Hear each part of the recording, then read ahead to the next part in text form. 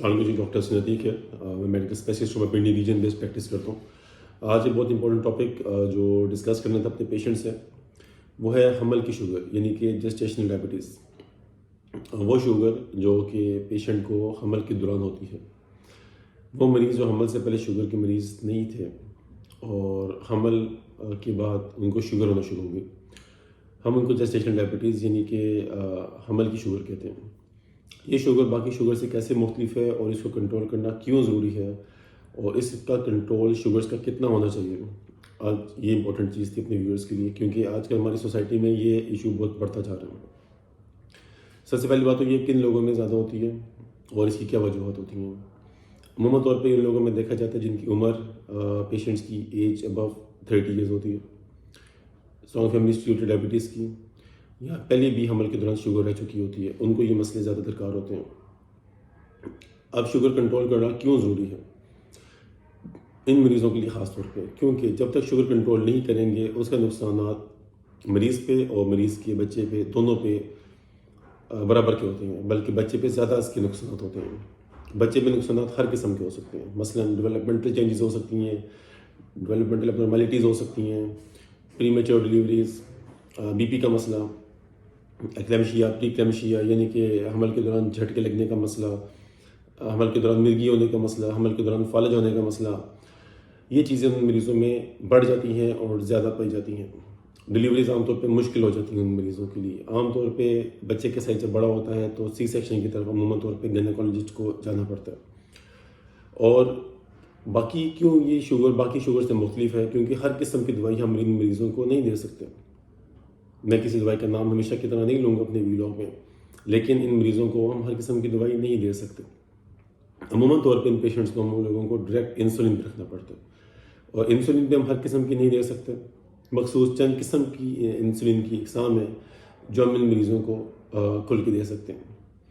Control عام طور پہ باقی شوگر سے زیادہ ٹائٹ رکھا جاتا ہے.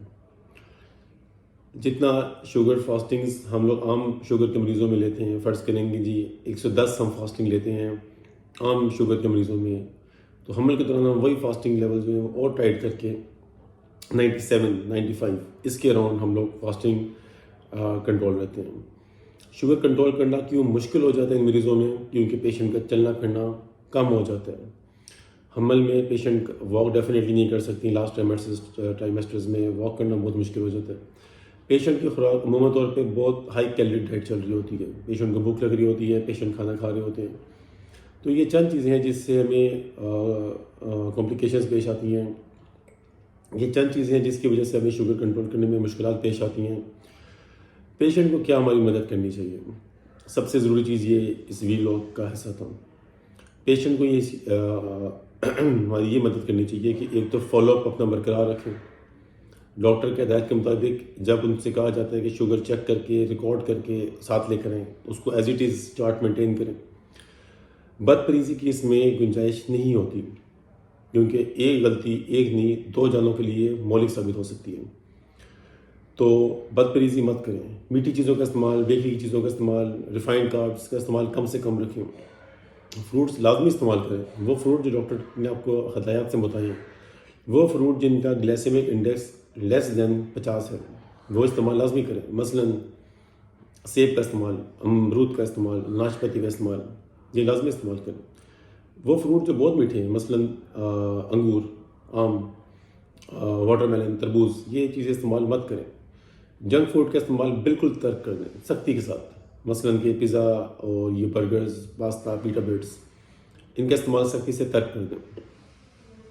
اس کے علاوہ اپنی انسولینز، اپنی دوائیاں مقررہ وقت پہ استعمال کریں. اس کے علاوہ اپنے بی پی پہ لازمی نظر رکھیں. میڈیکل اسپیشلسٹ کے علاوہ اپنی گائنیکولوجسٹ کو وقت پہ ریویو کریں. 3rd ٹرائمیسٹر میں جا کے 32ویں ہفتے کے بعد اپنے سی ٹی چیز، بچے کے ٹیسٹ، انوملی اسکین 20ویں ہفتے کے بعد لازمی کریں، تاکہ آپ کی گائنیکولوجسٹ آن بورڈ ہو اپنے فزیشین، ڈائبٹالوجسٹ، میڈیکل اسپیشلسٹ کے ساتھ. ان کو پتہ ہو کہ اس وقت رسک کتنا ہے، رسک دونوں کو، ماں کو بھی اور بچے کو بھی.